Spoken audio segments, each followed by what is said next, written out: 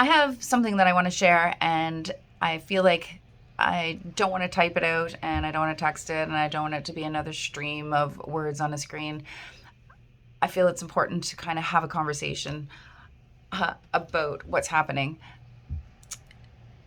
I think everyone through the last 2 years has had kind of what they felt was their breaking point through the COVID experience.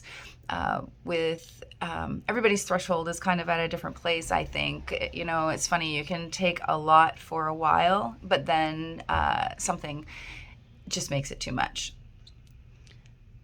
Yesterday, the Cosmetology Association released a letter talking about a meeting that they had with the economic minister, Susan Corkum-Greek.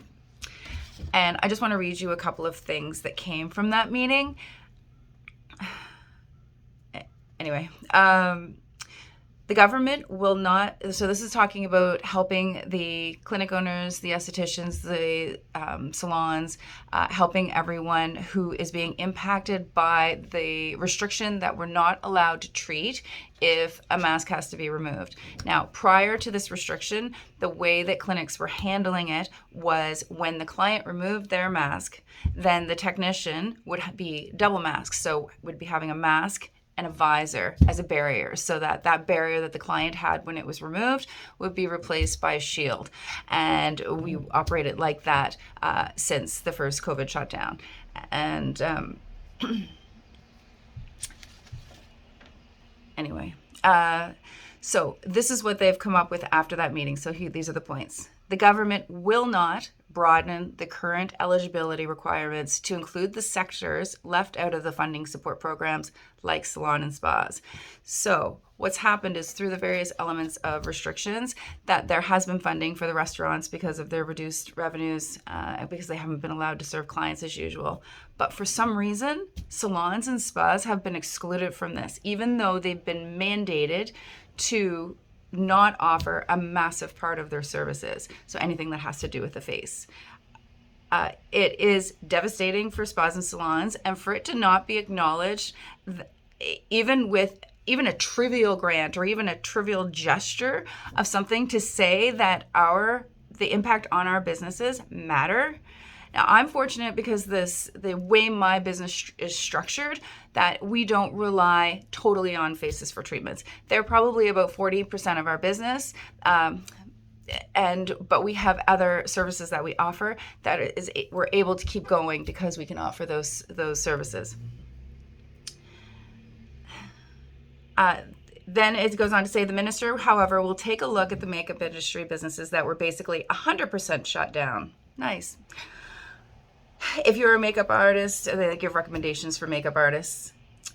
Then the next point is to support salons and spas. Public Health hopes to lift industry restrictions. So these current restrictions were supposed to be lifted early in the new year, and then they were extended to mid-January, and now they had been, in the last announcement, were extended to midnight on Valentine's Day. Valentine's Day. You should be able to look your best on Valentine's Day.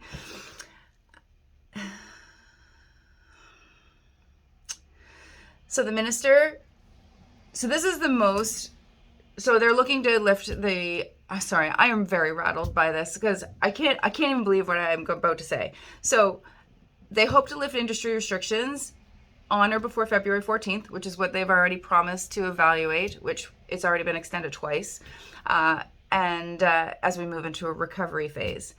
The minister indicated that there will be a confidence campaign put forth by the government that will include our industry, meant to encourage the public to visit local, reputable salons and spas. What is a confidence campaign? Is what I would like to know. Is a confidence campaign the confidence campaign that they are enforcing at the restaurants? Is that what a confidence campaign is? Or is a confidence campaign disparaging clinics that push back against anything that has to do with mandates or positioning on mandates? There was a local restaurant that just made a post, I say local meaning Nova Scotia, made a post the other day that they really want to be open and they don't want to discriminate against people being able to come into the store, and just asked for feedback from people.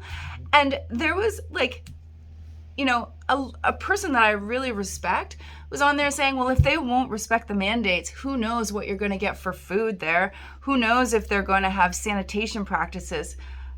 Who knows if they're going to serve I'm like, what does having a political view have to do with the quality of the business and quality of the service and quality of the food that you are offering to your public?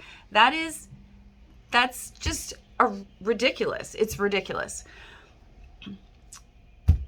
Finally, it says there are no new grants scheduled to come for the recovery phase, but it was noted that it does not mean that it could not happen in the future. And as a bonus, the minister has agreed to stay in touch with the association's executive director as we move forward into recovery. Awesome. We'll call you. How can they take an industry, like, when I started in my business, it was me running a laser for hair removal. And I raised 2 kids on a business that I worked independently in this industry, and I was able to support myself and my family. I cannot imagine if my business was at that level and trying to survive right now. I cannot imagine. And that it's not even being shown any respect or any consideration that an industry, which let's not forget, is mainly, you know, driven by women.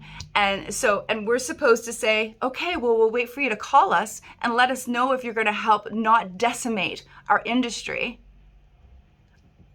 I mean, our leadership, now they're to the point they're cannibalizing themselves. You know, they're firing people that we elected because they're not towing the line. Like, I feel like it's time that we need to dust off our Lord of the Flies books from high school. And, you know, when everyone turns on one, I mean, is that the society that we're living in?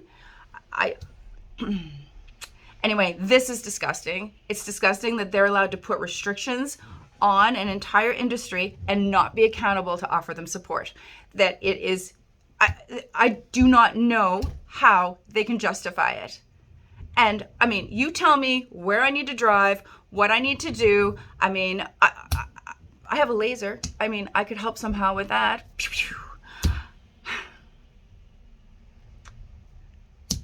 I don't know. I don't know. When it came into this new year I have very strong plans of working on growing my business.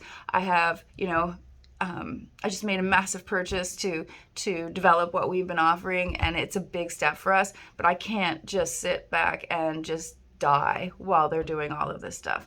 So I'm making plans and I'm moving forward, but in this environment, I don't know how they can get away with doing this stuff. But I don't know what to do. Like, I don't know what to do to stand up for ourselves. Anyway, this is what I can do, because sure as heck wasn't going to type all this. But anyway, thank you for listening, and be kind.